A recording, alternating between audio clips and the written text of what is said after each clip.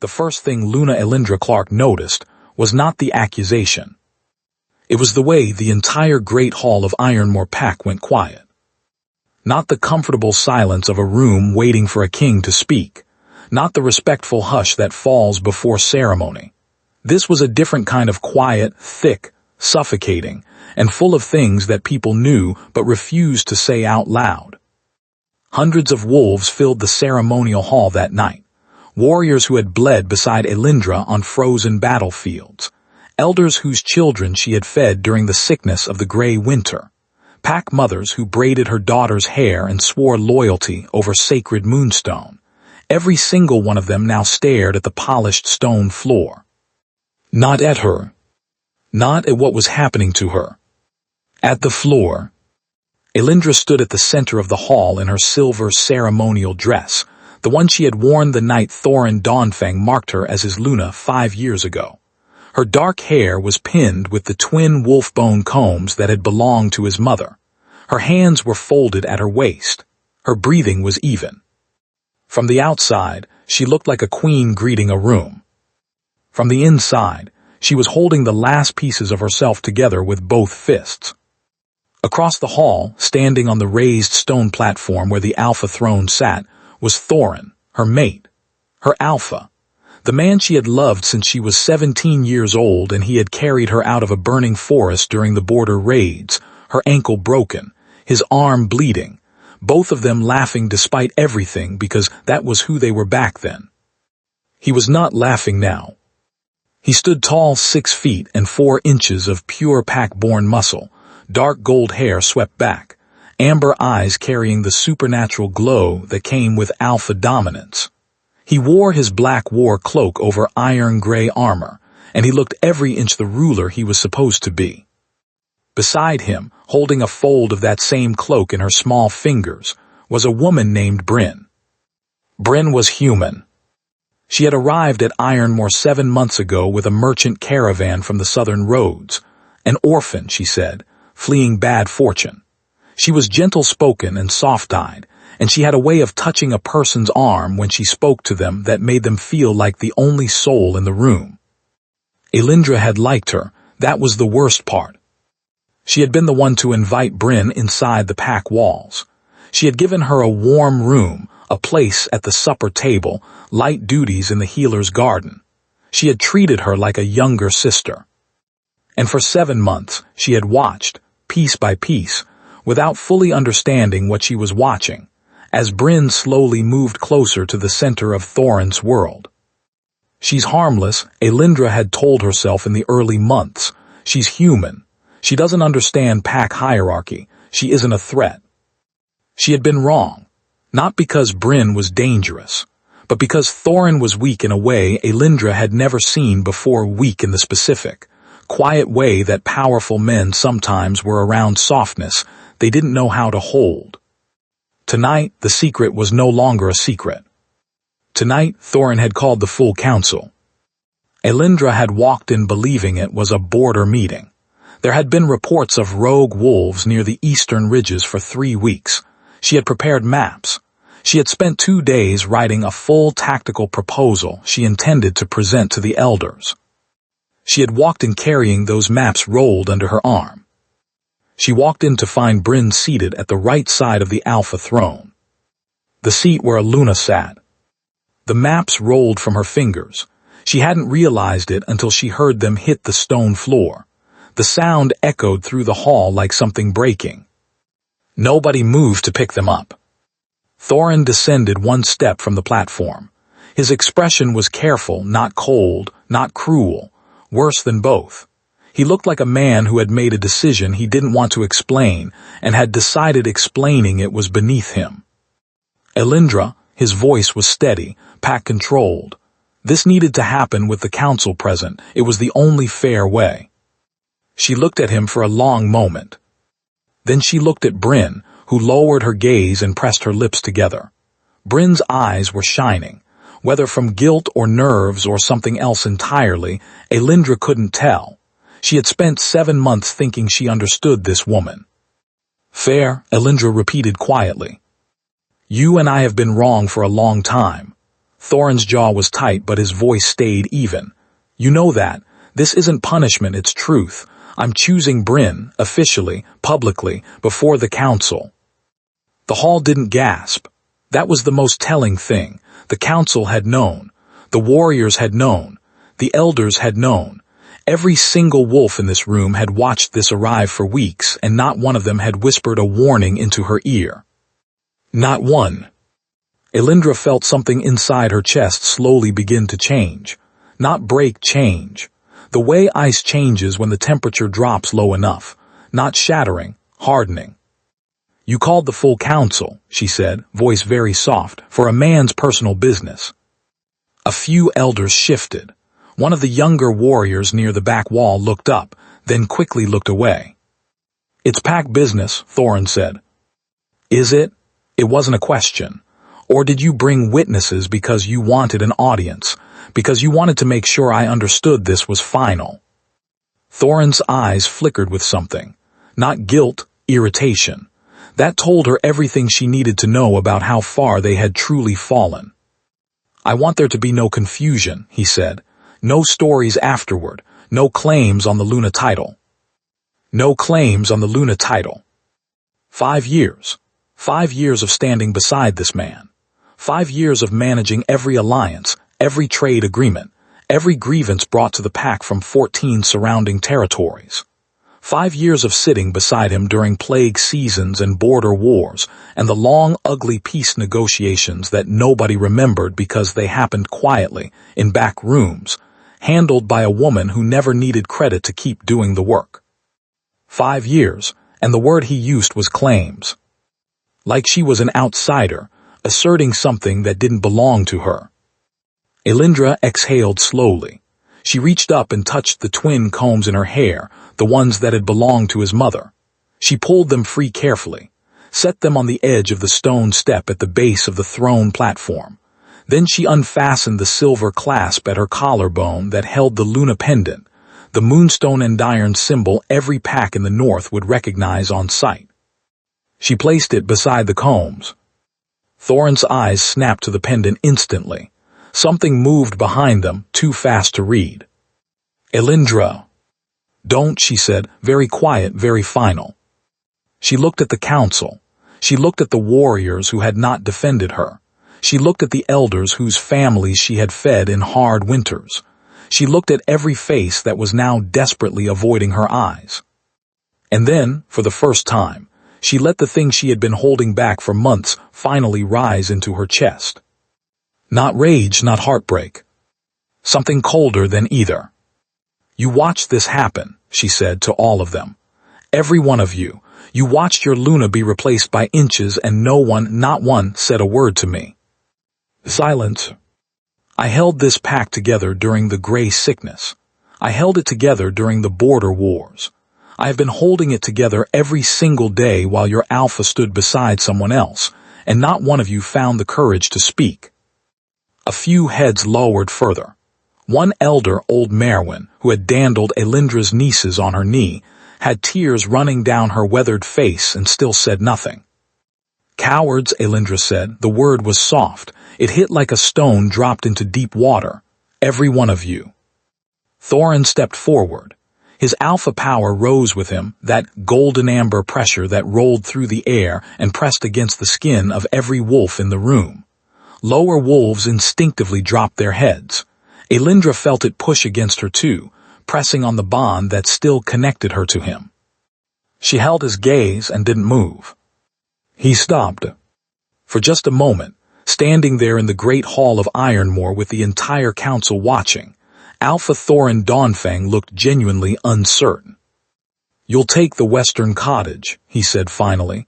You can stay in the territory. I'm not casting you out without. I'm leaving, Elindra said. Elindra. Not the cottage, Thorin, the territory. A sound moved through the hall then, not quite a gasp, but something close. A ripple of alarm, because wolves didn't simply leave packs. It wasn't done. To leave a pack without invitation from another was to become packless, a rogue, exposed and unprotected in a world that did not treat unaffiliated wolves kindly. Elindra knew all of this. She also knew that a cottage on her ex-mate's land, watching him build a life with another woman from a close, comfortable distance, was not surviving. It was a slow disappearance dressed up as mercy.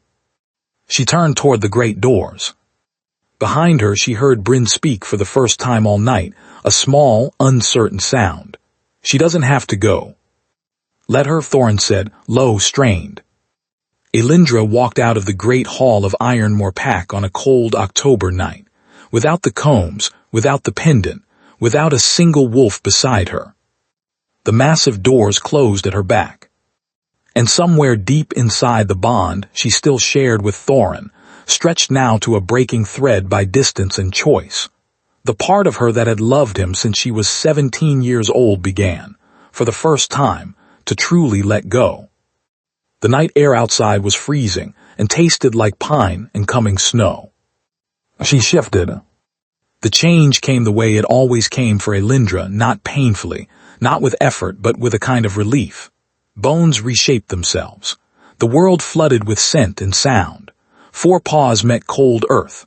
Her wolf was large for a female, dark gray with silver at the chest and throat, the coloring her pack had always called moon-marked. She ran north. She ran until the lights of Ironmore disappeared behind the tree line. She ran until the bond in her chest became a dull ache instead of a scream. She ran until her paws bled on the frozen mountain rock, and her lungs burned, and still she ran because stopping meant thinking and thinking meant feeling, and she was not ready to feel yet. Not yet. Not tonight. She ran until she couldn't.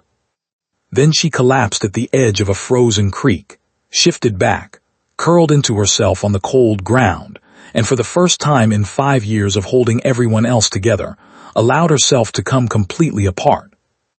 Nobody agreed on exactly what Sorin Blackman looked like. Every pack territory in the north had a different version of the story. The Eastern Ridge Wolves said he was enormous, as tall as a doorframe even in human form, with eyes like pale fire and scars carved across him from 100 battles. The Western Hollows claimed he rarely showed his face in human form at all, that he spent most of his time in wolf form, running borders, and that his wolf was not gray or amber or any color wolves were supposed to be, but pure black, the kind of black that swallowed light. The packs of the 5 territories had a simpler version: don't cross him, and don't make him come find you. Sorin Blackmane was the alpha of Greyville, the northernmost and most feared pack in the known territories. Not feared because of cruelty, though he was capable of it. Feared because of something harder to explain, an absolute quality of him, a sense that he moved through the world on his own terms and had never once adjusted himself to make another person comfortable. He had built Greyville from the bones of 3 broken packs 16 years ago. He had fought for every stone of its fortress walls. He had earned every scar that people whispered about. And he had done all of it alone, which was the part that other alphas found most unsettling. Most alphas needed the approval of their council, needed allies who propped them up from the side, needed the political machinery of trade agreements and arranged bondings to keep their position safe. Sorin needed none of it. He was not loved by the other pack leaders. He was not supposed to be. He was respected in the way that deep water is respected, not warmly, not casually, but with full awareness of what it could do. On the night Elindra Clark collapsed beside a frozen creek at the high edge of Ironmore's northern border, it was Sorin Blackmane's patrol that found her. He wasn't supposed to be on patrol himself. Greyville's northern scouts ran that ridge twice a week. It was routine, handled by his best trackers. But Sorin had found himself unable to sleep, which happened sometimes in autumn when the wind changed direction and carried something restless in it. He had shifted without explaining himself to anyone and run the northern ridgeline alone. He smelled her before he saw her. That was the first strange thing. He had smelled hundreds of wolves in distress. It had a distinct note to it, like copper and cold rain. He had smelled packless wolves. He had smelled injured ones. He knew every flavor of wolf desperation. This was different. This scent was layered, like a fire that had burned for a long time and was only now going out. The grief in it was deep, the kind that came from something slowly lost rather than suddenly taken. But underneath the grief, like bedrock under snow, was something else entirely. Something that made the wolf inside him go very still. He rounded a stand of dark pines and found her. She was curled on her side on the frost-covered ground near a frozen creek, shaking. Dark hair spread across the stone beneath her. A woman, human form, wearing a silver ceremony dress that was entirely wrong for the cold. No cloak. No pack mark visible on her neck, or rather, a fading one, the bond mark dimming in real time. She had left a pack tonight, voluntarily, and whatever she had left was still tearing at her from the inside. His trackers fanned wide to give her space. Soren crouched down 5 feet from her. He stayed very still the way a wolf stays still when approaching something that might bolt, not from predation, but from basic, careful respect for a creature in pain. He said nothing for a moment. She became aware of him slowly. Her eyes opened very dark gray, the color of storm water, and found his face. There was no fear in them. That surprised him. Most wolves, finding themselves alone at night on an open ridge with a strange alpha crouched nearby, would have felt some animal instinct of alarm. She just looked at him. "Are you going to tell me to go back?" she asked. Her voice was hoarse, controlled underneath the rawness, the way a person spoke when they had decided to keep functioning even while something inside them was falling apart. "No," Soren said. She blinked. Then she pushed herself slowly to sitting, wrapping her arms around her knees. She looked at him with an expression he couldn't immediately read, exhausted, clearly, but assessing too. Taking stock of him the way a wolf took stock of unfamiliar territory, cataloging, calculating. "You're from Greyville," she said. It wasn't a question. "Yes." "You're Soren Blackmane." This also was not a question. He tilted his head slightly. "You know who I am. Everyone north of the iron roads knows who you are." A pause. "Then you know what it means that you're sitting on the edge of my patrol line." She looked at him steadily. "It means you found me before the cold did. I'm aware of what I owe." He almost said something to that. That she owed nothing, that he hadn't pulled her off a frozen ridge to create a debt. But something stopped him, not politeness, something more specific. A sense that telling a woman who had clearly just lost everything that she didn't owe him anything was the kind of hollow kindness that would only deepen the wound. So instead he said, "Can you shift? Your feet are bleeding." She looked down at her feet, then back up at him. "Yes." "Then shift. Run with us to the nearest shelter point. My healer is at the eastern camp 2 miles north." She was quiet for a moment. "I don't need a healer." "Your feet would disagree." Something moved through her expression. The smallest possible shadow of something that wasn't quite a smile, but was in the same territory as one. She shifted. Her wolf was dark gray with silver at the throat. The moment it appeared, every one of Soren's trackers took a half step back without meaning to. Not from fear, from recognition. Because Elindra Clark's wolf was significant in a way that had nothing to do with size. It carried itself differently. It stood on that frozen ridge with quiet, unshakable self-possession even now, even bleeding and exhausted and freshly severed from a 5-year bond. Soren looked at her wolf for 3 full seconds. Then he shifted. His wolf was exactly what the stories said, pure black, large and still in the way of something that was never truly still.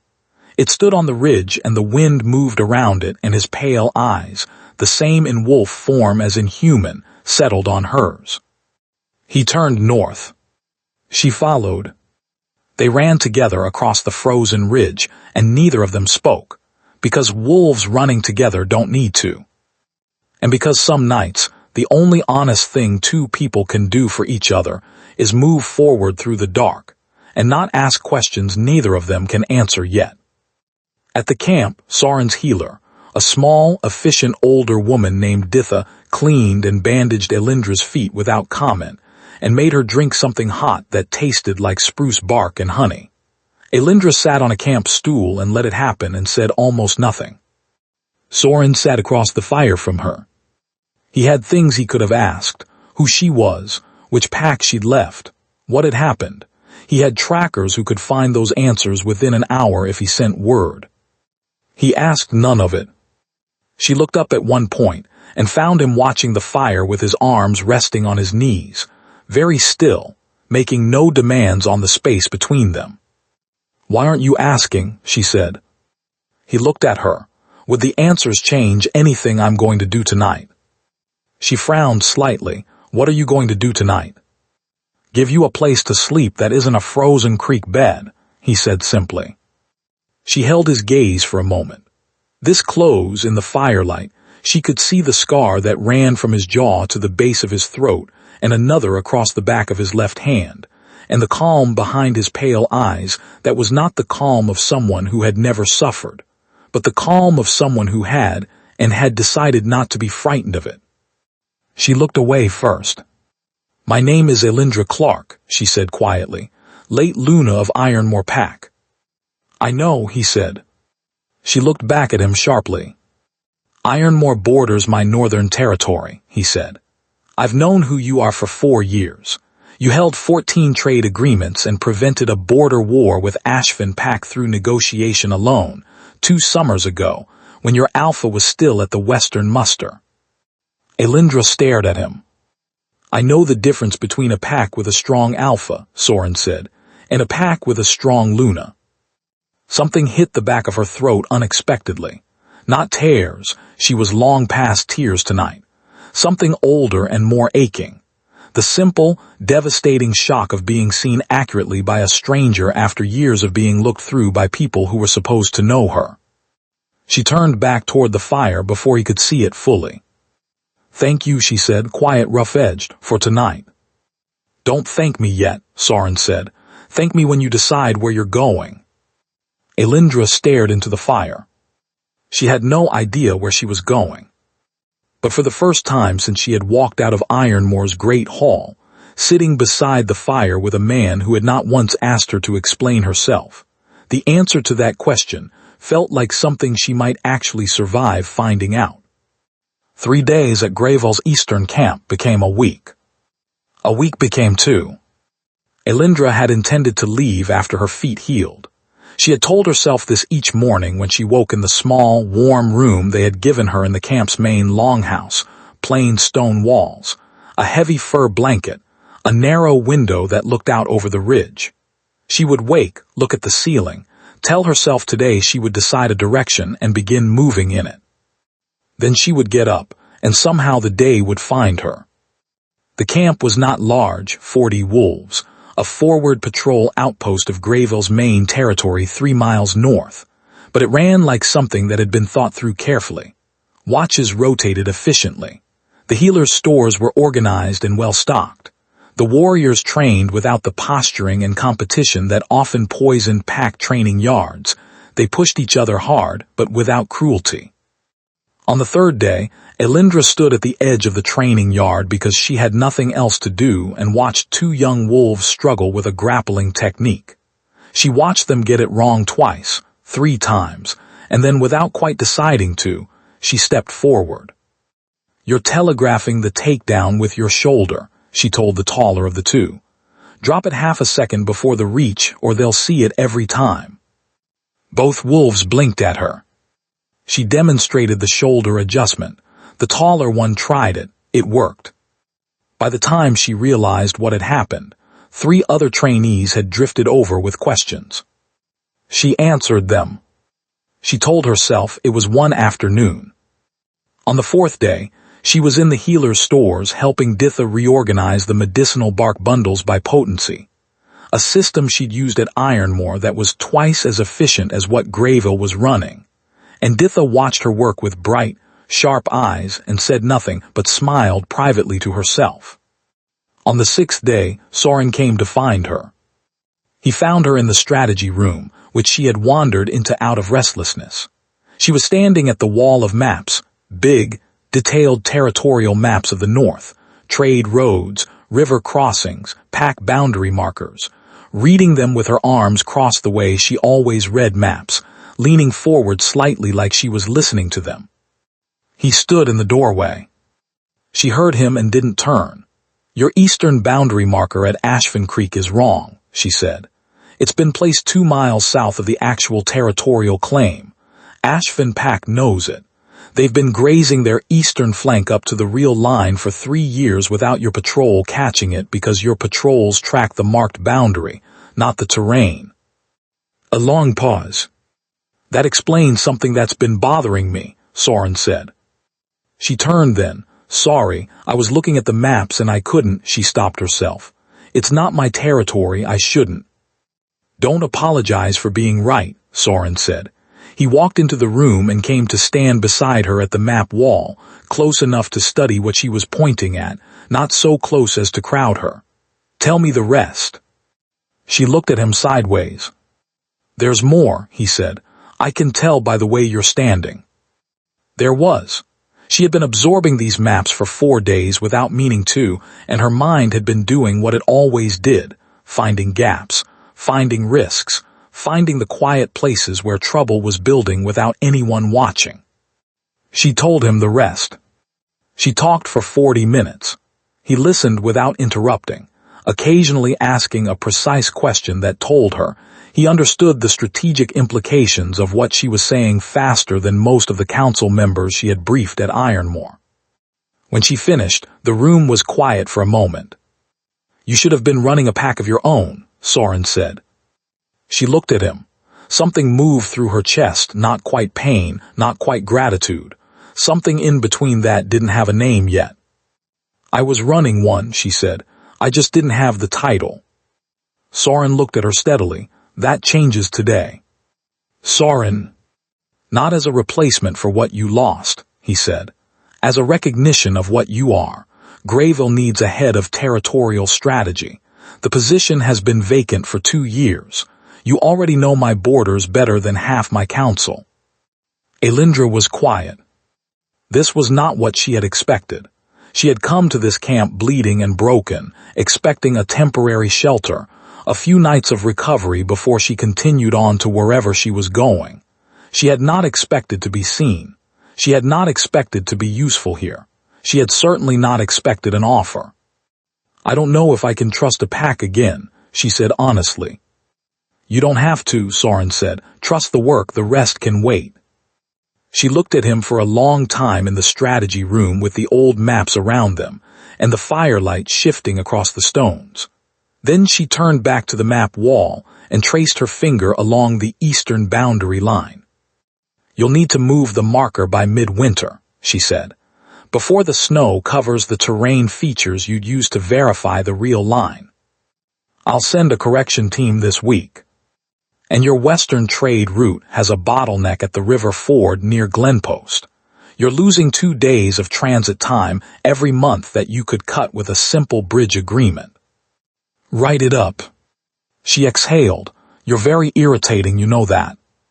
"I've heard that, yes," Soren said completely seriously. This time, for the first time in weeks, something that was actually a smile arrived on Elindra's face. Small, brief, but real. Neither of them said anything about it. But Ditha, passing in the corridor outside with a bundle of dried herbs, heard the small sound of that smile through the open door and allowed herself another private one of her own. Meanwhile, 112 miles south, Ironmore Pack was quietly falling apart. It began with the grain suppliers. 3 of Ironmore's 4 primary trade partners sent formal letters within the same week, politely worded, professionally distant, citing internal scheduling conflicts as the reason for pausing their winter agreements. Elder Hawthorne brought the letters to Thorin during morning council and laid them on the table with a careful, neutral expression that wasn't fooling anyone in the room. Thorin stared at the letters. "Reschedule the meetings," he said. "I've tried, my alpha," Hawthorne said. "The Venmark supplier specifically asked to speak with the Luna about the road access arrangements she negotiated last autumn." "A beat. Tell them the Luna situation has changed." Hawthorne cleared his throat. "They are aware. That is, I believe, partially why. I said reschedule. Hawthorne stopped speaking. He rolled the letters back up. His hands, Thorin noticed, were very controlled.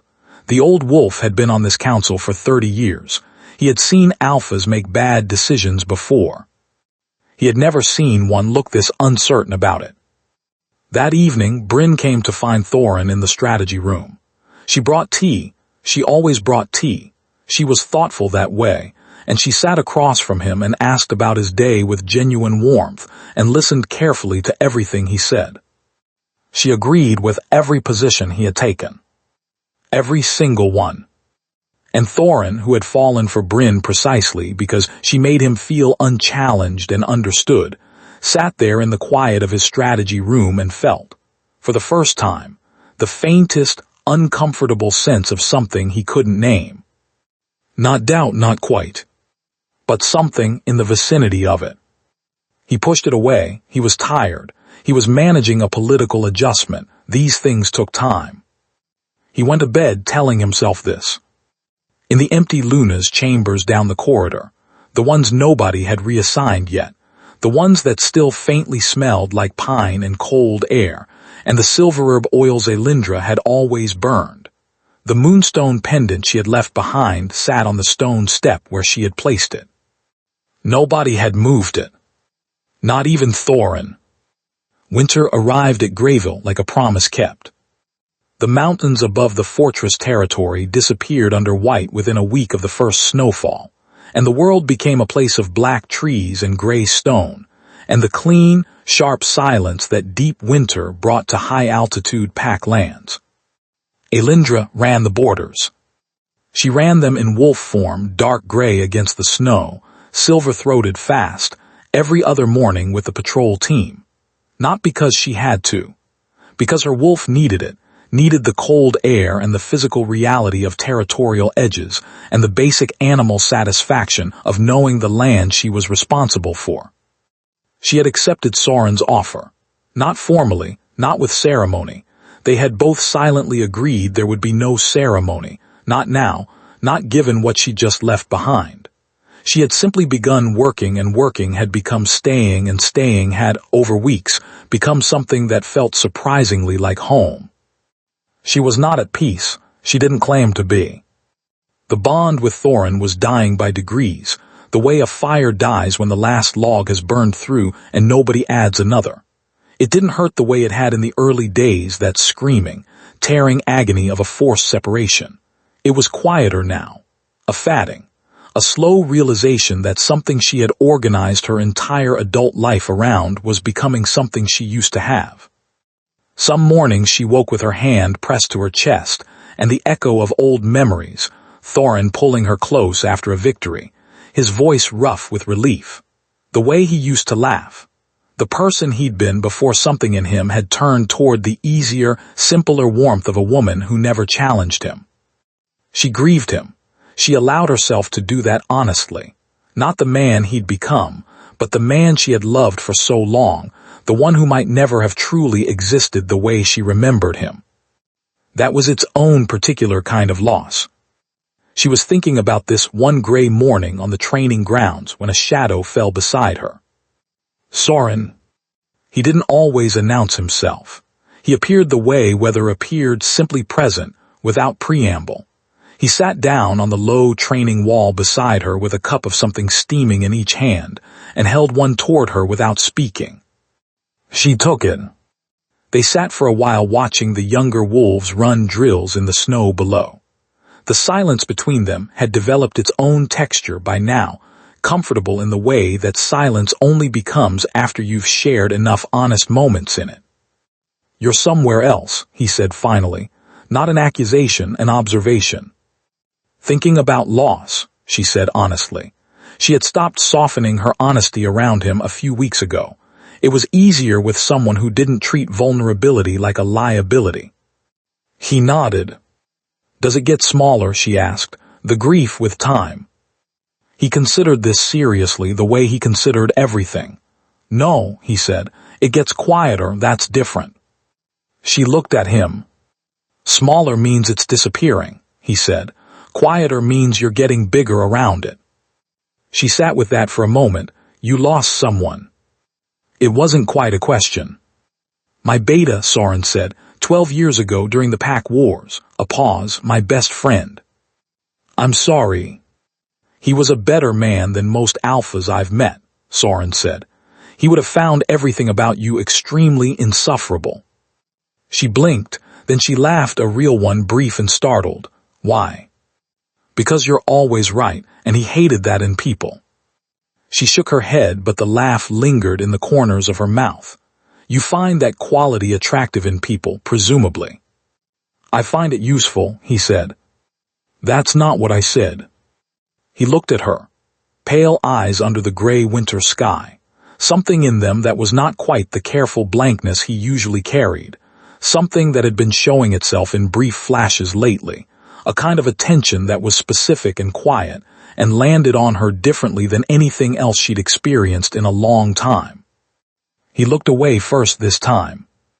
There's a summit in 3 weeks, he said, shifting his tone into the professional register they usually stayed in. 5-pack gathering at Coldstone Ridge. Ironmore will be there. The name landed in her chest like a stone, dropped into still water. I know, she said. You don't have to attend. I know that too. She looked down at her hands around the cup. I'm going. He said nothing for a moment. Then, I'll tell the council. Soren. She turned to look at him directly. I'm not going as Greyville's representative. I'm going because I'm done hiding from what happened. I left because I had to. I'm not going to spend the rest of my life avoiding rooms. He held her gaze. I understand. Do you? I ran from what happened to me once, he said. For about 2 years. The thing I was running from did not get smaller in the distance.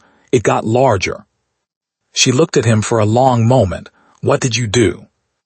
I turned around and walked back toward it, he said. And the second time I faced it, it was smaller than I'd built it to be. She exhaled slowly, looked out over the training yard where wolves moved through the snow, steady and purposeful and alive. I'll need to attend as Greyville's head strategist, she said. Officially. If I show up without a clear role, every pack leader there will spend the summit deciding what I am. Then attend officially, Soren said. The title was always real. It needs to be in writing, council acknowledged. It will be by morning. She nodded once. They sat in the cold together for another few minutes, not quite touching, not quite separate either. Then she stood, set her cup down, and went back to the training ground because there was work to do. Soren watched her go. He was very still after she left. Very still in the way of a man who has spent years building walls that he is only now beginning to notice have developed gaps. He picked up his cup, looked out at the snow. Said nothing. But something in his expression, in the quiet private space of the empty training wall, looked the way a fortress looks when, after a long winter, the first small light appears in an upper window. The 5-pack summit at Coldstone Ridge happened once every 2 years. It was the North's most significant political gathering. The alphas of Ironmore, Greyville, Ashfin, Dunholt, and Varenmeyer, each sending their senior leadership to a neutral mountain stronghold for 3 days of treaty reviews, territorial adjustments, and the kind of careful alliance building that kept 5 powerful packs from destroying each other. Elindra had attended 4 of these summits as Ironmore's Luna. She arrived at the 5th as Greyville's chief territorial strategist. She arrived in black. Not the formal silver she used to wear as Luna. She had left all of that behind. She wore Greyville's northern winter colors, black leather coat over dark wool, her dark hair loose, the only jewelry, a single iron-banded ring on her right hand that Ditha had pressed into her palm the morning they left camp. The healer before me wore it, Ditha had said. She carried it into every hard room. It's not ceremonial, it's just iron. Elindra had put it on without a word. The Greyville delegation arrived at Coldstone Ridge at midday. The stone fortress sat at the top of a long exposed ridge above the tree line, no tactical advantages, visible from all sides, deliberately neutral. Every pack arrived knowing they could be seen. It was part of the point. Sauron walked ahead of the delegation.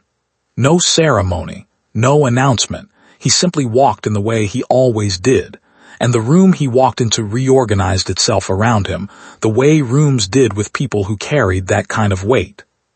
Elindra walked 2 paces to his right, the formal position of a senior advisor. She felt the moment the other delegations noticed her. It moved through the great entrance hall like a current, a small, contained shock passing from face to face. The Dunholt Alpha's second looked up mid-conversation and stopped talking. The Varenmeyer elders conferred in quick, low voices. The Ashfin delegation shifted collectively. And then there was Ironmore. Thorin stood near the eastern fireplace with 3 of his council members. He was speaking to the Dunholt Alpha, animated, confident Alpha Thorin Dawnfang performing his best version of himself in public the way he always had. He turned at the change in the room's energy. He saw her. Every muscle in his body went still. She had thought about this moment. She had imagined it many times in the weeks leading up to today. She had imagined herself feeling various things, anger, grief, a terrible pull back towards something familiar. She felt none of those things. She felt clear. She met his eyes across the hall for exactly 3 seconds. Then she turned to the Varenmeyer Alpha who was approaching to introduce himself, and gave him her full and complete attention. Thorin's hands, behind his back where no one else could see them, closed slowly into fists. The summit's first day was territorial reviews, boundary adjustments, patrol schedule alignments, minor trade road disputes. Elindra sat at the strategy table in Gravel's position and presented 3 territorial proposals in the morning session. The first was the Ashfin Creek boundary correction she had identified from Sauron's maps. She laid out the evidence, terrain surveys, 3 years of grazing records, the original treaty language, with calm precision and no drama. Ashfin Pax Alpha Renwick listened with his arms crossed and his jaw tight. When she finished, the room was very quiet. "You have documentation," Renwick said finally. "I do," Elindra said. "This will require a boundary walk before first spring thaw and a revised marker placement," she said. "Both parties present 1 week's work." Renwick looked at Sauron. Sauron's expression was neutral. He deliberately said nothing during her presentation, which was its own kind of statement. This was hers. "Agreed," Renwick said tightly, but agreed. The second proposal was the River Ford Bridge Agreement. That one took 40 minutes of back and forth with Dunholt's Trade Council, during which Elindra dismantled 4 separate objections with evidence she had memorized and didn't need to look up. The third proposal concerned Ironmore. It was a simple road access concern, old business, a trade route question that had been technically open since the previous summit. Nothing inflammatory. Elindra laid it out in 3 sentences. The entire room watched Thorin have to respond to a proposal presented by his former Luna. He did it with his chin up and his jaw like stone and his voice perfectly measured. He agreed to the access arrangement. He was professional. He was also, Elindra could see, shaken in a way he was working extremely hard not to show. Because she was not what he had expected to find here. He had expected she understood this without needing to be told. He had expected to find her diminished, packless, soft, perhaps tearful, perhaps grateful for whatever limited territory she'd managed to shelter in, perhaps even ready on some level to be recovered. He found her instead sitting at the summit table in Gravel's seat, presenting ironclad territorial cases to 5 packs and winning all 3. She could see him recalibrating in real time and felt nothing about it except a faint, exhausted kind of pity. That evening in the summit's great hall during the formal dinner, Bryn was not present. This was pack leader territory, no outside guests. Thorin sat across the long table from Sauron and therefore diagonally from Elindra. He did not stop watching her for most of the meal. Varenmeyer's Alpha, a large older woman named Aldis, leaned close to Elindra at one point and said, voice low and dry, "First time in 4 summits I've seen Renwick concede a boundary claim before the second day." "The evidence was clear," Elindra said. "Evidence is always clear," Aldis said. "What's rare is the person presenting it knowing exactly how to make it impossible to argue with." She picked up her wine. "Greyville does well to have you, though I expect you know whose loss is whose in this arrangement." Her eyes flicked briefly toward Thorin without making a production of it. Elindra looked down at her plate. "Ironmore's strength was always in its people," she said carefully. Aldis made a small, knowing sound that didn't require a response. Across the table, Sauron had watched the exchange. Elindra had noticed over months, an extraordinary ability to follow multiple conversations simultaneously while appearing to be focused on only one. He met her eyes briefly over the rim of his cup. Said nothing, but there was something in that look, quiet, steady, like a hand placed briefly on your shoulder in a dark room to remind you that you are not alone. She looked away. Her chest felt strange in a way she wasn't quite ready to examine. She ate her dinner and participated in territorial discussions, and was very carefully not thinking about the specific quality of Sauron Blackman's attention, and how, in the months she'd been at Greyville, it had gradually become the thing she measured her days against. She was not ready to think about that. Not yet. The second morning of the summit, everything changed. It began with a letter. Delivered not through official summit channels, not through the Stone Hall's message runners, but slipped under the door of Greyville's private chambers before dawn by a hand that left no scent trail anyone could follow. Elindra found it when she woke at graylight, addressed in a hand she didn't recognize. She read it standing barefoot on the cold stone floor, and read it again, and stood very still for a long moment. Then she dressed and went to find Sauron. He was already awake. She had yet to discover a morning when he wasn't. He was in Greyville's private receiving room with Commander Bale, his head of security, going over the day's tactical schedule. He looked up when she entered, read her face instantly. "Out," he said to Bale. Bale left without a word. Elindra set the letter on the table. Sauron read it, read it again. Then he set it down carefully and looked at her with his pale eyes very steady. The letter was from someone inside Ironmore. It was unsigned. It said 7 sentences. The relevant ones were these. She was not an orphan. The woman called Bryn has family connections to the Hollow Circle, the alliance of rogue wolves that has been destabilizing border territories for 3 years. She came to Ironmore with a purpose. Thorin does not know. Some of your council does. The summit is the moment they have been building toward. Elindra stood with her arms crossed. "You know about the Hollow Circle?" "Yes," Sauron said. "Do you know it's been 3 years since they started pushing at territorial borders? 3 years since packs started losing outer settlements to raider attacks that left no pack markings. 3 years.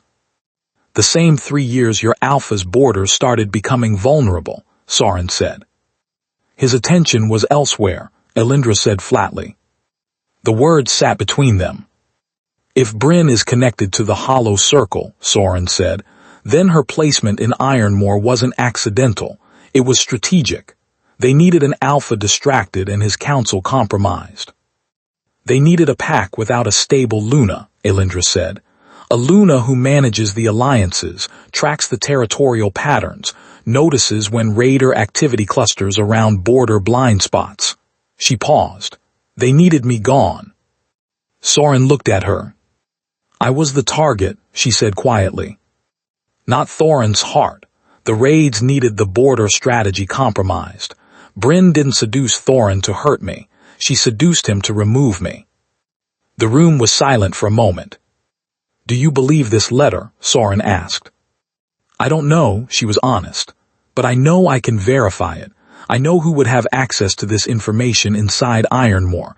If the source is who I think it is, she stopped herself. There's one person in that council who was always loyal to me over Thorin, quietly, carefully, old Hawthorne. The senior elder. He was loyal to Ironmore first and Thorin second. He never confronted Thorin openly. He was smart enough not to. But he watched everything. If this is true, Sauron said, it changes the summit. It changes everything we're negotiating today. I know. And it means Thorin is in danger. Ironmore is in danger. I know that too. They looked at each other across the table, and there was something in that moment, heavy, complicated, real, because Elindra had every reason to let what came for Ironmore arrive without warning. She had been cast out of that pack publicly, humiliated, replaced. She owed Ironmore nothing. And Sauron knew she knew this. What do you want to do? He asked. Simple, direct. Not what should we do, not taking the decision from her. What do you want? She exhaled slowly. I want to warn Thorin. Even now. Even now, she said. Not for him. For the pack. Those wolves in that territory had nothing to do with what Thorin chose. Their settlements, their children, their safety, that's not cancelled because their alpha is a fool. Sauron held her gaze for a long moment. Then he nodded once. I'll pull bail, full security sweep of the summit premises. I'll find Hawthorne. Elindra, she turned at the door. His voice was low, careful. When you speak to Thorin, and you'll have to speak to Thorin, you don't owe him anything beyond what the wolves need. She looked at him. I know, she said, but thank you for saying it. She found Hawthorne in the lower courtyard, walking alone in the pre-dawn gray, which told her everything about his state of mind. The old elder looked up when she approached, and something moved through his face. Relief, guilt, grief, all of it at once. It was you, she said. His chin dipped once. I wasn't able to stand beside you in that hall, he said, voice rough. I am sorry for that child, more than I can. Tell me what you know, she said. He told her. He told her about the merchant who had accompanied Bryn, a man who had disappeared quietly 3 days after she was settled in the pack, about the unusual interest in Ironmore's eastern patrol schedules in the months that followed, about 2 council members who had begun receiving messages through unofficial channels, about the pattern of raider strikes that had been increasing along the territories of every pack whose Luna had died or left or been displaced in the past 5 years. Every vulnerable pack. Every pack whose territorial intelligence had a gap. They build the gap first, Hawthorne said. Remove the strategist, then strike. When? Elindra asked. I believe the summit itself, Hawthorne said. With 5 alphas under one roof. The chaos after a strike on Coldstone Ridge while the summit's in session would fracture the entire Northern Alliance. He nodded. She stood in the cold courtyard and breathed. Then she squared her shoulders and went to find Thorin. She found him in the summit's private corridor outside the breakfast hall, alone for a rare moment between his security detail. He saw her coming, and she watched every muscle in his face do 3 different things at once. Elindra. This is not personal, she said. Not a conversation about us, not forgiveness. Listen. He listened. She told him what she knew. Clean. Direct. No emotion added that wasn't necessary. She watched his face change as she spoke, from defensiveness to confusion to shock to something that looked, finally, like the gravity of a man who was beginning to understand the scope of what he had allowed to happen around him. When she finished, the corridor was very quiet. Bryn, he started. May not have known the full extent of what she was being used for, Elindra said. Or may have. I don't know, that's yours to handle. She paused. But the pack's safety is a summit matter. The threat is for all 5 alphas. I need you in that hall in 20 minutes with your actual security priority, not your pride. Thorin looked at her. She had thought many times about what she would feel if she ever truly faced him again. She had expected the old love to be the loudest thing, or the anger. What she felt was distance. Not coldness, distance. The clear-eyed recognition that she was looking at someone she used to be very close to and no longer was, and that both of those things were true simultaneously, and that she was all right with the reality of them. "You came to warn me," Thorin said quietly, "after everything." "I came to protect the pack," she said. "Those aren't the same thing." He flinched just slightly. She turned and walked back toward the summit hall. Behind her, she heard him exhale, a long, shaking sound, like a man setting down something he had been carrying for a very long time, and only now realizing how heavy it was. By mid-morning, Coldstone Ridge was locked down. Sauron had moved Greyville security to all 4 external entry points before sunrise. Bale's team found the first planted signal device, a small iron resin marker used to guide rogue wolf packs through unfamiliar territory, at the north gate before breakfast. They found 3 more on the ridge paths that led away from the fortress. The Hollow Circle had planned something systematic. What they had not planned for was a woman who had spent 3 years quietly mapping the exact vulnerability their operation was designed to exploit, who understood territorial strategy deeply enough to recognize the pattern the moment she heard the evidence laid out. The 5 alphas met in full emergency session in the main hall. Elindra stood at the front of the room and presented everything. She was aware of what she was doing. She was aware that she was standing before the most powerful pack leadership in the Northern Territories as a woman who 3 months ago had no pack, no title, and no formal standing. She was aware that Thorin was in this room, and that what she was presenting exposed the vulnerability his choices had created in his territory. She presented it anyway. She laid out the Hollow Circle's pattern of operation, 5 specific instances over 3 years. She showed the correlation between leadership instability in target packs and raider activity in adjacent territories. She identified Ironmore's current exposure window. She outlined the specific access routes they were likely using tonight if the summit hadn't been disrupted. When she finished, the room was silent for a moment. Then Aldis of Varenmeyer said, "How long have you been mapping this?" 18 months, Elindra said. "I noticed the pattern from Ironmore's eastern border reports. I didn't understand what I was seeing at the time." "And you understand it now?" "Yes. Because you left." A pause. "Because I had time to see the full picture instead of managing pieces of it." Renwick of Ashfin leaned forward. "You're proposing a coordinated 5-pack response to the Hollow Circle. Tonight, at 3 of their identified staging points, simultaneous." She tapped the map. "They cannot respond to 3 coordinated strikes at once. If we split them at the staging points, their network fractures." The discussion that followed lasted 2 hours. It was detailed, it was sharp. There were disagreements about timing and resource commitment and jurisdictional complications. Elindra navigated every objection with the same steady precision she had brought to the morning session's territorial proposals, and gradually, 1 alpha at a time, the room came to agreement.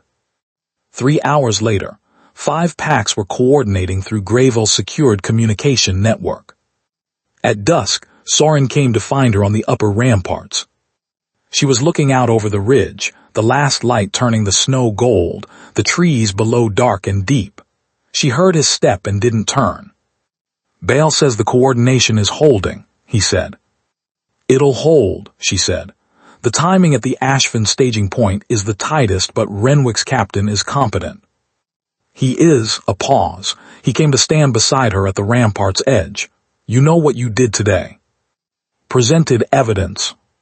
"You unified 5 packs in 2 hours, Sauron said. "Packs that have been circling each other with distrust for a decade. You walked into that room with no rank and no history with any of them and made them believe in a common cause." She was quiet for a moment. "The cause was real, that did the work." "The cause has been real for 3 years, he said. "Nobody put it together until you." The gold light was fading. Stars were appearing at the edges of the sky. She turned to look at him. He was already looking at her, and there was nothing careful or controlled about his expression right now, none of the deliberate neutrality he usually wore in open spaces. His pale eyes were very direct, and the thing that had been appearing in flashes in recent months was simply present, fully, without pretense. "Soren," she said quietly. "I know," he said, "wrong moment." "I don't," she stopped, tried again. "I don't know what I am yet, what I'm becoming after everything." "I know that too. I don't want to step from one thing into another thing without." "Elindra," her name in his voice was quiet and careful. "I'm not asking anything, I'm just here." She looked at him for a long moment in the fading light on the cold rampart, with the 5-pack operation moving into position in the darkness below. Then she did something she hadn't planned and hadn't thought about, and probably would have argued herself out of if she'd had time to consider it. She reached out and put her hand over his, where it rested on the stone railing. Just that, just her hand over his briefly, warm against the cold stone. He turned his hand slowly, and his fingers closed around hers. They stood like that for 30 seconds, maybe less, looking out over the ridge as the last light disappeared. Then she let go, and he let go, and they went back to work. Neither of them said anything about it. But something between them that had been held at careful distance for months had, quietly, moved. The 3-point strike happened at midnight. All 5-packs shifted. Elindra ran with Grayville. She had not been given a combat role. Technically, she was coordination, positioned at the high ridge with Bale tracking the 3 separate strike teams through signal fires. But when the Hollow Circle's main column tried to break north at the Grayville staging point, she shifted before she had consciously decided to and came in fast on the left flank. Her wolf was fast in a way that surprised even wolves who'd trained with her at the camp. Dark gray in the darkness, silver-throated, absolutely controlled, she cut the retreat route at the correct angle with an instinct that came from 18 months of studying this exact terrain on Soren's maps. She heard Soren's wolf somewhere to her right, felt it more than heard it, the deep resonant pressure of his presence.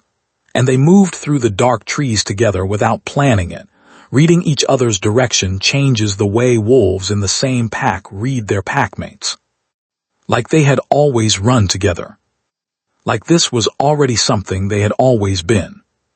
By morning, all 3 staging points were broken. The Hollow Circle's northern operation was fractured. Their captured scouts confirmed what the letter had claimed, and more. The network was larger than one pack season. It would take months to dismantle completely. But the summit was safe. The 5 packs were intact. The plan had worked.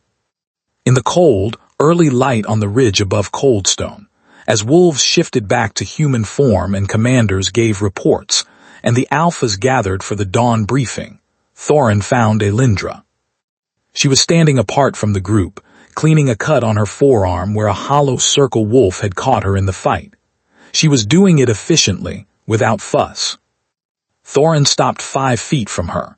He looked at her for a long moment.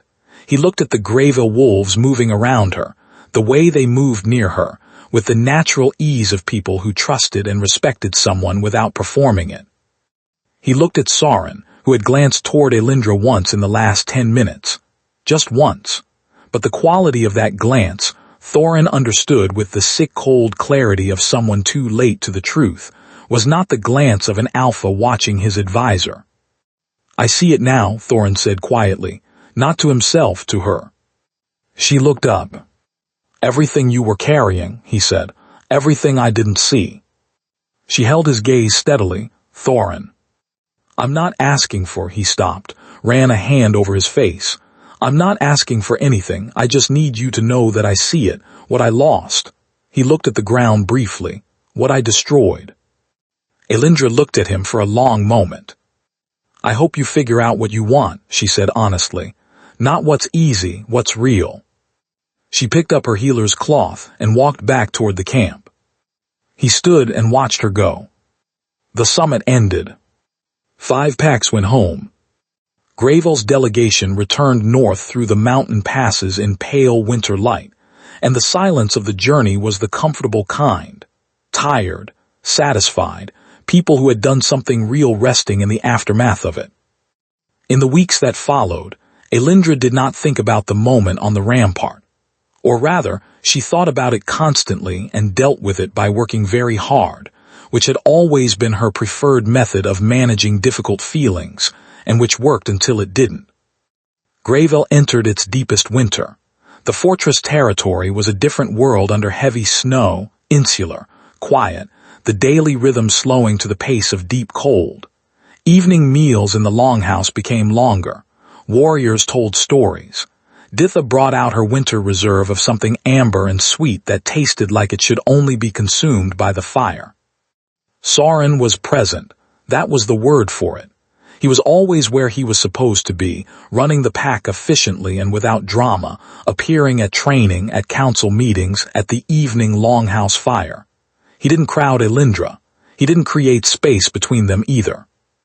He was simply there, consistently, in the way a permanent thing is there. Not urgent, not temporary, not conditional on any particular behavior from her. She found this more affecting than anything elaborate would have been. One evening in the longhouse, the fire burning high and most of the pack settled around it in various stages of the particular contentment that a long winter day's work produces. One of the younger wolves, a girl of perhaps 16, named Branka, who had attached herself to Elindra with the specific devotion of a young wolf who has found someone she wants to become, sat cross-legged at Elindra's feet and asked, "What does it feel like when the mate bond breaks?" The longhouse got slightly quieter, though people pretended it hadn't. Elindra looked down at Branka.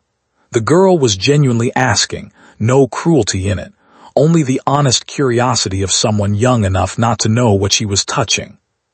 "Like a room going dark," Elindra said quietly.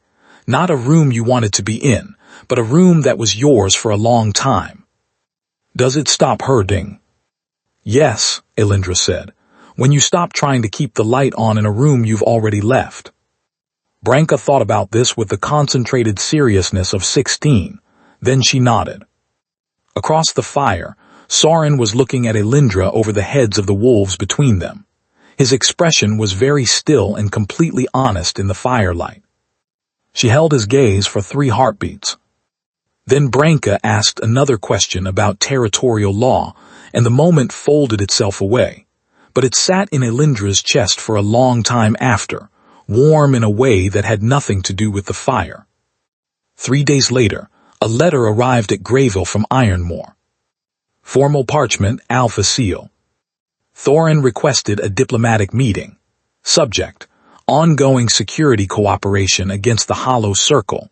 He was proposing a formal alliance, Ironmore and Grayville, with a written mutual defense clause covering the northern corridors.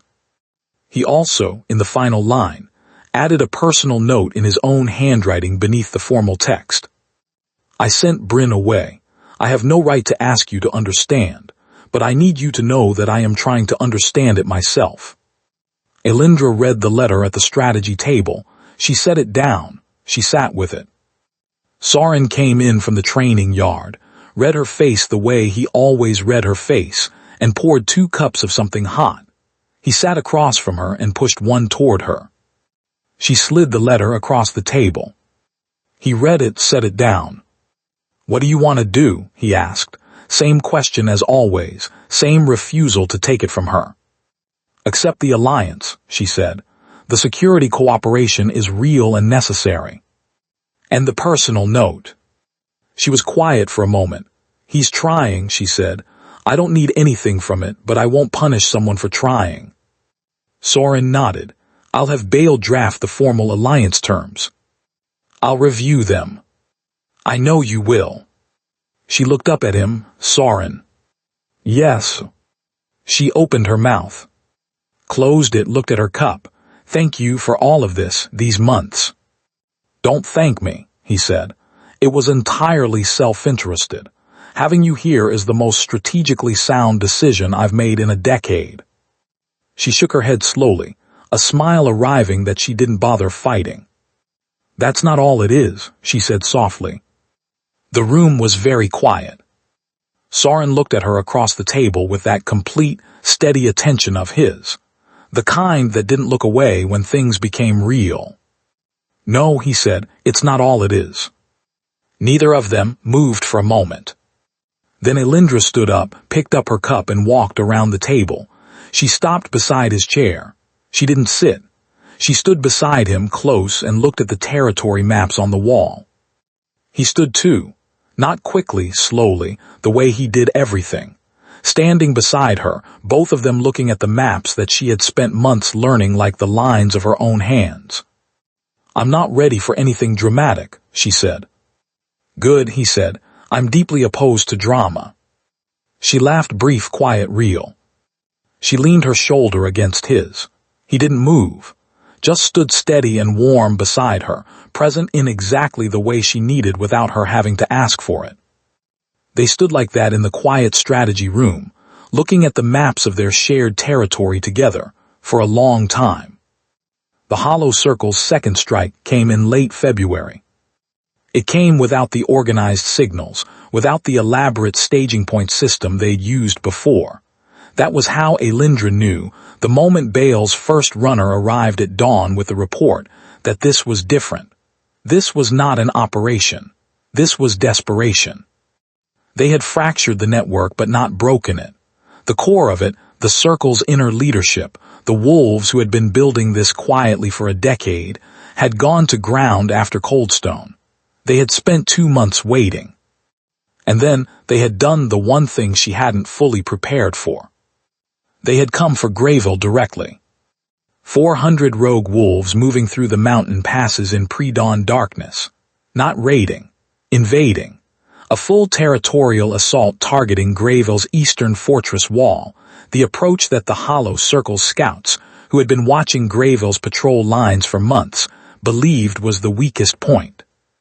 It was not the weakest point. It was the line Elindra had identified and reinforced in her second week at Greyville. But 400 was still 400. The fortress erupted before sunrise. Soren was already at the war table when Elindra arrived. She could tell from his expression that he'd been awake most of the night, that some instinct had kept him from sleep, that he'd been waiting for something. "Eastern wall," she said, looking at the runner's report. "Eastern approach. They'll hit the lower gate first. They'll expect it to be lightly held. They don't know about the reinforcement. That buys us time, not victory."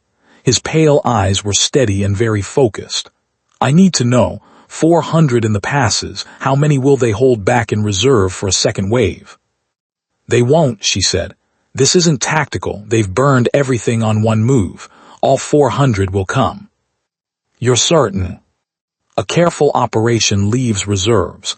Desperate operations don't. They've been waiting 2 months in hiding. They've used their waiting time and their resources and their patience. This is everything they have." He looked at her. "It means we can't run them off," she said.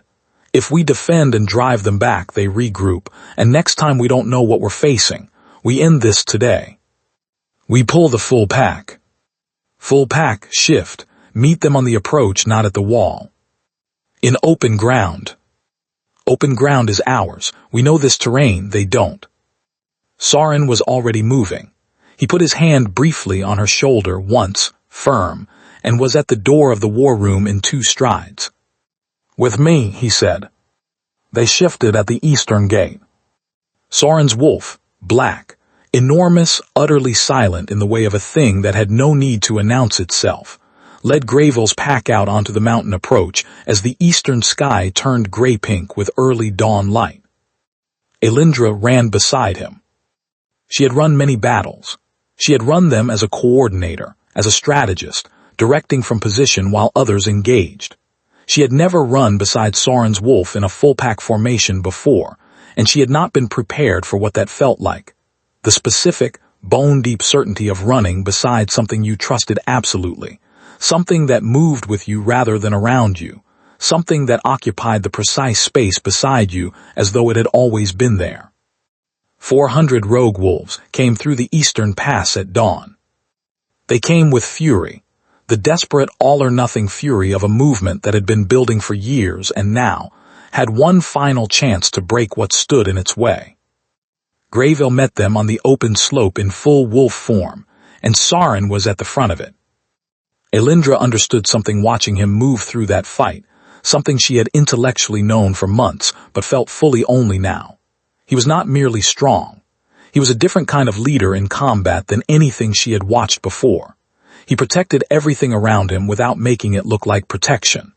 He moved through the chaos of 400 wolves in a way that pulled his pack tighter rather than scattering it. She fought her own fight, fast, targeted, the moon-marked wolf cutting precise angles through the rogue formation, disrupting coordination rather than engaging directly where brute strength would have mattered more. And then, in the long, terrible middle of the fight, when the outcome was still genuinely unclear, something happened. One of the rogue wolves broke toward Branka. The girl was at the right flank with 3 other younger warriors, her assigned position, where she should have been safe. But the rogue's angle was wrong, was angled specifically toward the gap, and Elindra was too far left to intercept in time. She was not going to make it. Then Sauron's wolf was there. He came out of the press of the main fight, should not have been able to redirect that fast, should not have been aware of a peripheral threat while managing the central engagement. But he was there, cutting in front of Branka with his full weight, taking the force of the strike himself. He went down. Hard. Elindra made a sound she would not remember making. She hit the rogue wolf at full speed and the fight was over in seconds. She shifted back, on her knees in the snow beside Sauron, who was shifting back too, a long deep tear across his right shoulder and flank, bleeding heavily, badly, but breathing. He looked up at her. "I'm fine," he said. "You are absolutely not fine," she said. Her voice was doing something that she recognized distantly as barely contained terror. "It looks worse then." "Stop talking." She pressed her hands against the wound. Ditha, eastern slope." Sauron looked at her face. "Elindra," his voice was very calm still. "Don't," she said. Her jaw was tight. "I'm not going anywhere," he said. "Look at me." She looked at him. His pale eyes were steady, a little tired, completely present. "I'm not going anywhere," he said again. She pressed harder on the wound. Her hands were shaking. Around them, the battle was ending. The rogue wolves were breaking. Without a coordinated leadership, 400 desperate wolves were still 400 wolves who were not getting what they came for, and instinct eventually overpowered commitment. They began to scatter. Greyville held. But Elindra was on her knees in the snow with her hands pressed to Sauron's shoulder, and she was finding it very difficult to care about strategy right now. Ditha arrived at a run. She was there in moments, efficient and calm, pushing Elindra gently but firmly to one side. I have him back up." Elindra sat back in the snow. She looked at her hands. They were still shaking. She realized, with the clarity that comes when you stop having a crisis to manage and have only yourself to sit with, that she had been afraid of losing him in a way that had nothing to do with Greyville's alpha. That the shaking in her hands was not a strategist's response to a security failure. She sat in the snow and let herself know it. Let herself truly know it. And it was frightening, and it was real, and it was, under the fear, undeniably, quietly, like bedrock, something that felt like it had been true for months, not built in crisis, built in maps studied together and fires shared and silences held and hands briefly joined in fatting light on a cold rampart. Built slowly. The most honest kind. 3 days after the battle, Sauron was walking. He should not have been walking. Ditha had been extremely clear about rest and recovery time, and the specific language she used involved threats that, coming from a small elderly healer, were somehow more convincing than anything a combat commander could have produced. Elindra found him at the strategy table anyway, going over post-battle territorial reports with his right arm in a support wrap. She stood in the doorway. "Ditha is going to end you," she said. Ditha is busy with 3 actual bedridden patients, he said without looking up. She crossed the room and sat across from him. He looked up then, held her gaze. "How are you?" she asked. "Healing." "That's not what I asked." A pause, he set down the report. "I've been hurt worse," he said. "This doesn't." "That's also not what I asked." He looked at her for a long moment. "I knew what I was doing on that slope," he said. "Branka was in the line. I wasn't going to stand and watch that." "I know.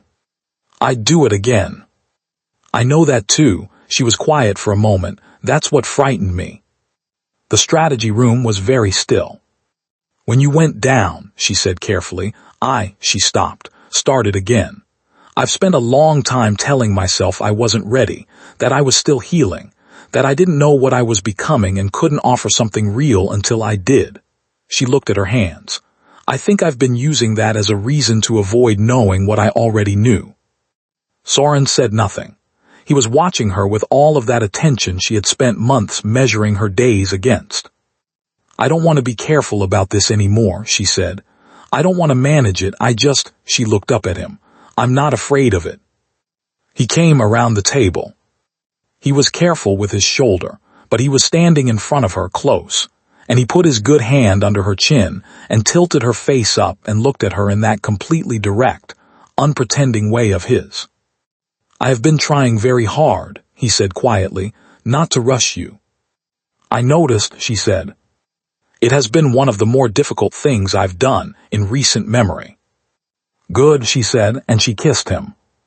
It was nothing like the bold drama of the summit or the weight of the battle. It was quiet and warm and absolutely certain, the way the things that are actually true feel. His hand moved to the back of her neck, and she leaned into him, and there was no performing in it. No managing, just 2 people who had earned this through honesty and patience, and choosing each other in small, real ways before either of them said so out loud. When they separated, the room felt different. Not larger or smaller, just different in the way that rooms feel different after something true happens in them.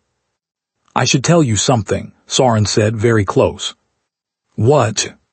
"The Greyville Council has been waiting for me to name a formal second in command for 3 years, he said. "They have been increasingly vocal about it." She looked at him I told them 2 months ago that the position was filled. She pulled back slightly to look at him properly. "You told them, Soren, I wasn't even." "You were," he said. "You just didn't know it yet." She stared at him. Then she shook her head slowly, and the smile that arrived was the largest one he had seen on her face in all the months she'd been here. "You are the most infuriating. I prefer strategically forward-thinking." She pressed her forehead briefly against his jaw. His arm came around her, careful, warm, careful, and he held her without saying anything else because they were both people who understood that some moments were better kept than spoken. 1 week later, word came from all 4 surrounding territories. What followed next had never happened before in the long history of the Northern Pack Alliance. The 5-Pack Summit was reconvened, not at Coldstone Ridge this time, at Greyville. Neutral ground by request, specifically requested by the 4 other alphas, who sent their formal invitations through Greyville's council. The reason was simple. In the aftermath of the battle, in the weeks following the Hollow Circle's complete dismantling across 3 territories, the reports had circulated. Every pack leader now knew the full story, not just the battle itself, but the months before it. The 18 months of pattern analysis. The intelligence that had unified 5 packs in 2 hours at Coldstone. The woman who had walked into Greyville with nothing and had, in 3 months, rebuilt the entire Northern Alliance's security framework from the ground up. They came to Greyville in the first week of March, when the snow had begun to ease and pale light was returning to the mountains. All 4 alphas, their senior councils, the full Greyville assembly. They gathered in Greyville's Great Hall, larger than the Summit Fortress, carved into the mountain itself, lit by torches of black iron and the kind of deep winter light that came through high, narrow windows and fell across stone floors like something alive. Elindra stood beside Soren at the front of the hall. She was not wearing silver or ceremony white. She wore Greyville's deep gray and black, the iron ring on her right hand, her dark hair loose over her shoulders. She looked, Ditha had told her this morning, and she had dismissed it as the old healer's loyalty. She looked, Ditha said, like someone who had walked through fire and come out the other side not harder but more themselves. She stood straight. She stood quiet. She held the room the way a person holds a room when they have stopped needing it to give them anything. Aldis of Varenmeyer spoke first. What we're proposing is unprecedented, Aldis said, voice carrying through the stone hall. It has never been done before across 5 territories. And yet, Renwick of Ashford said, here we are. Aldis looked at Elindra directly.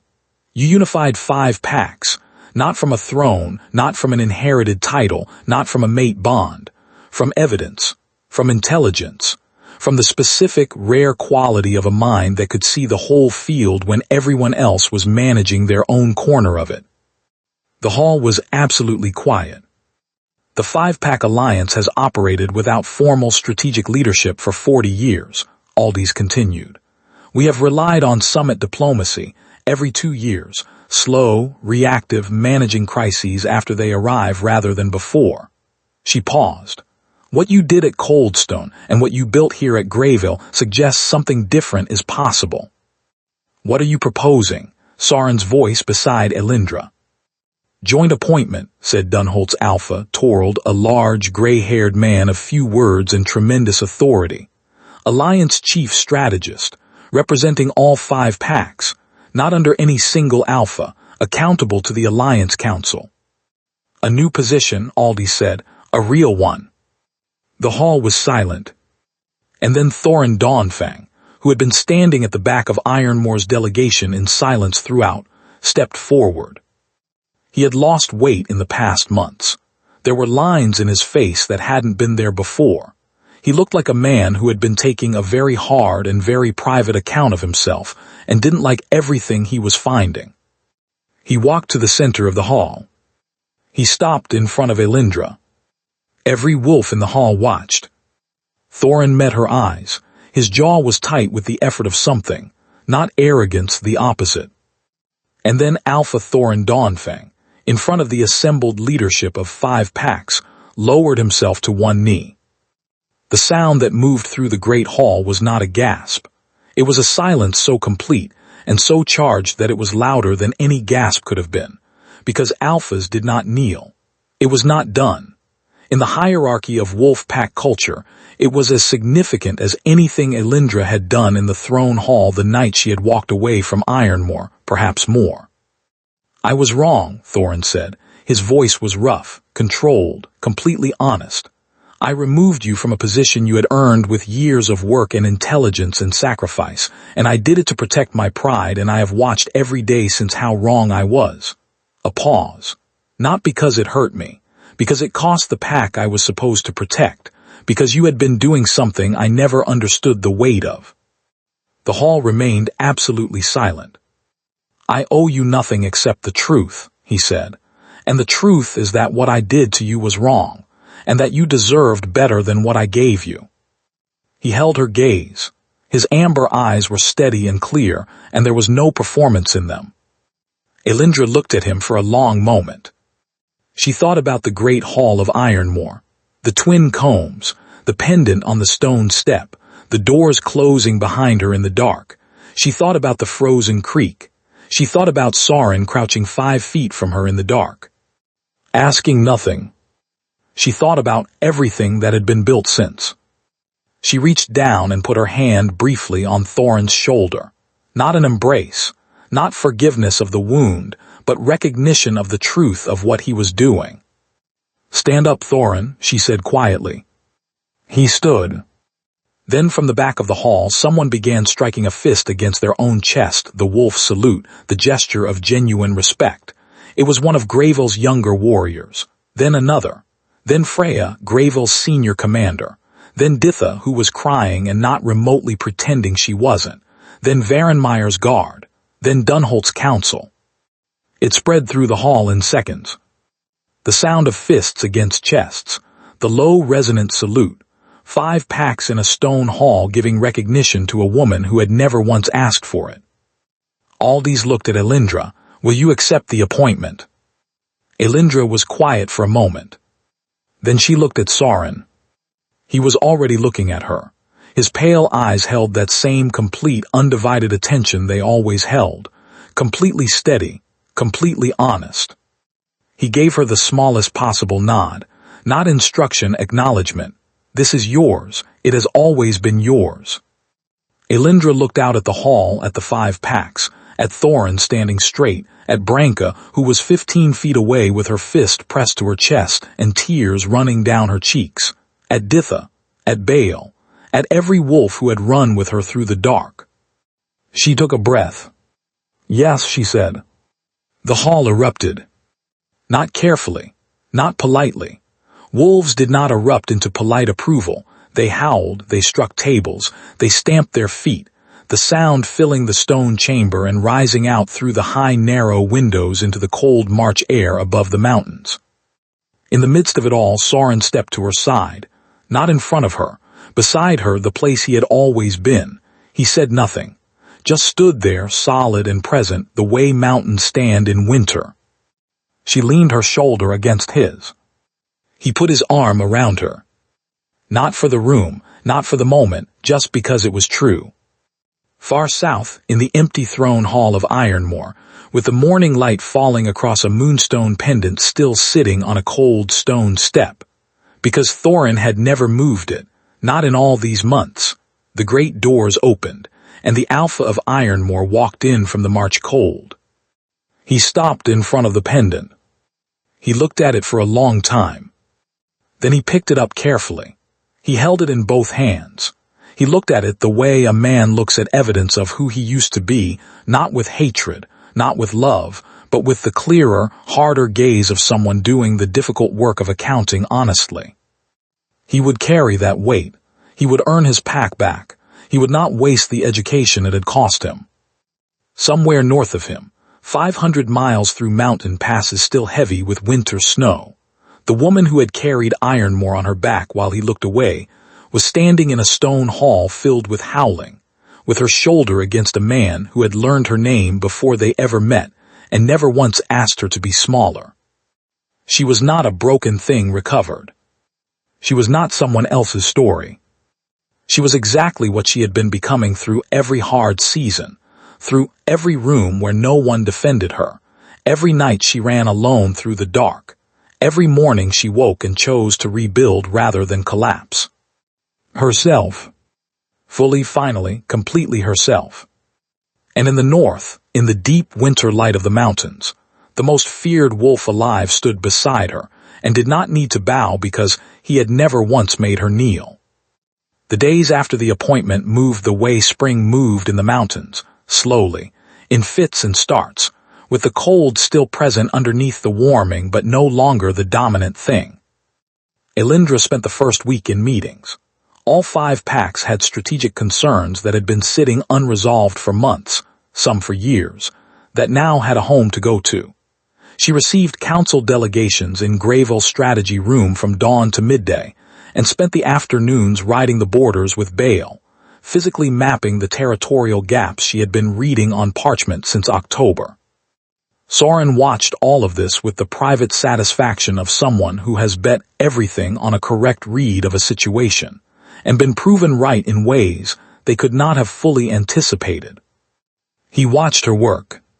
He watched the way people responded to her, not to authority imposed from above, not to rank inherited through a mate bond, but to the specific quality of someone who was right often enough and honest enough about when she wasn't that people simply trusted her instinctively.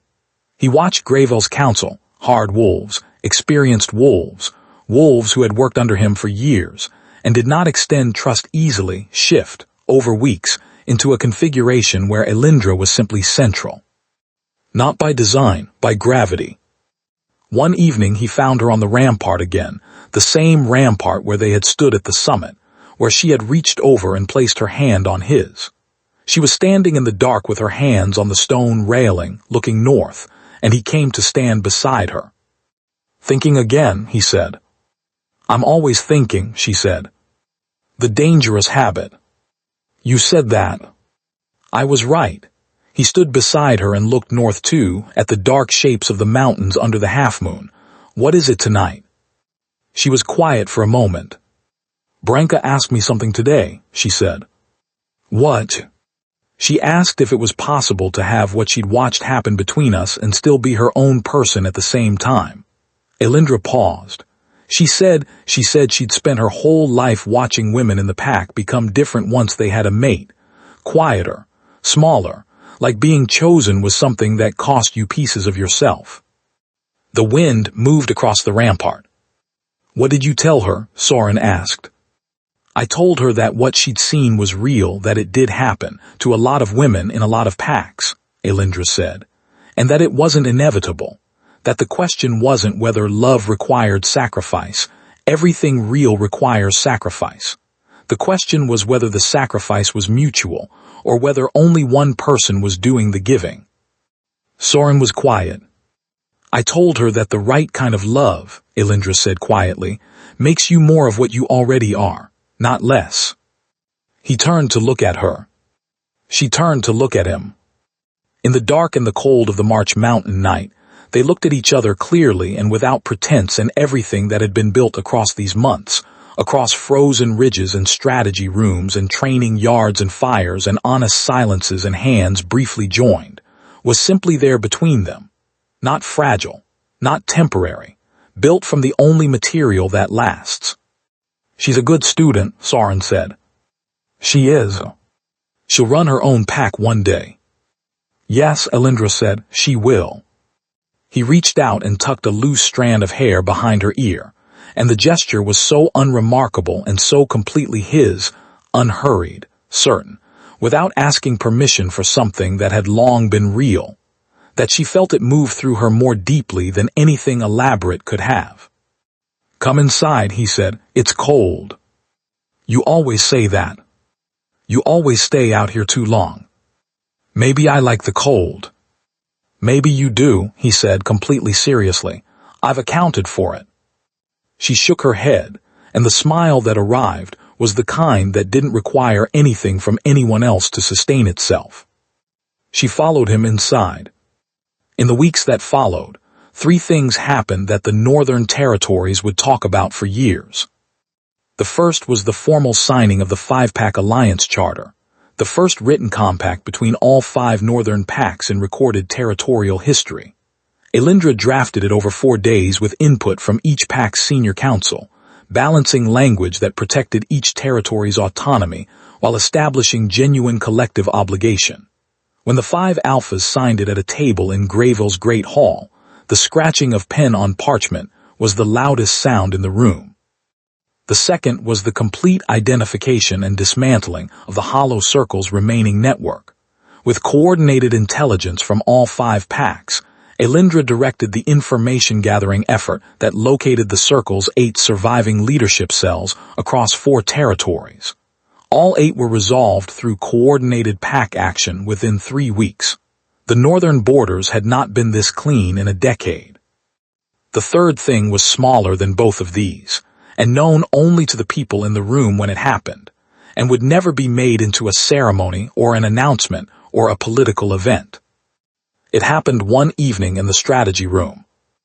Late, when everyone else had gone to bed, a fire in the grate, maps on the walls, 2 cups of the amber drink Ditha made and nobody else knew the recipe for, sitting on the table between them. Soren was at the map wall, tracing something with his finger. Elindra was at the table writing a council report. The room was quiet in the way their silences had always been quiet, full and comfortable, and requiring nothing from either of them. "I need to ask you something," Soren said. She looked up. He turned from the map wall. He was standing in the firelight with his arms at his sides and that directness of his, that way he had of looking at things exactly as they were, fully present. "I'm not going to be dramatic about this," he said. "You know I don't do that. I know. And you also know I'm not asking because of the charter or the alliance or anything to do with pack politics. I know that too. He looked at her steadily. Then you know what I'm asking. She set down her pen. She stood up. She crossed the room and stood in front of him and looked up at his face, the scars, the pale eyes, the quiet and absolute certainty of him, and felt nothing that she needed to manage or protect herself from. Yes, she said. He tilted his head very slightly. I haven't asked yet. Soren, I'd like to actually ask. Then ask. He put his hands on either side of her face, gentle and certain. Elindra Clark, he said, would you stay, not for the alliance, not for the pack, for this? She looked at him for a long moment. I've been staying for this for months, she said. I was just waiting for you to notice. Something moved through his expression, through all that careful stillness, something warm and deep and rare, the equivalent of a sunrise on a morning you were not expecting to be beautiful. He kissed her. And in the strategy room with the fire crackling and the maps of their shared territory on every wall, the two most feared and trusted wolves in the northern territories held each other without performing it for anyone, and were simply, completely, and without apology, exactly what they were. The last snow of the season fell on the night of the spring equinox. It fell soft and quiet over Greyville's mountain fortress, over the training yards and the longhouse and the stone corridors, and the ramparts where a woman had once stood holding herself together with both fists and run north into the dark looking for something she didn't have a name for yet. In the morning the snow would melt, the mountain passes would ease, the territories would breathe into spring. But tonight it fell, and it covered the world in quiet white, and two wolves ran the northern border in the dark, black and gray-silver, side by side through the falling snow, no patrol order and no strategic purpose. Only the deep animal satisfaction of running beside something you trusted, something that moved with you instead of around you, something that had earned its place beside you slowly and honestly, and without a single moment of pretense. They ran until they reached the high ridge, where Greyville's territory met the sky. They stopped. They stood in the falling snow and looked north at the mountains, at the dark, at the long open world that they had both, in different ways and at great cost, fought their way toward.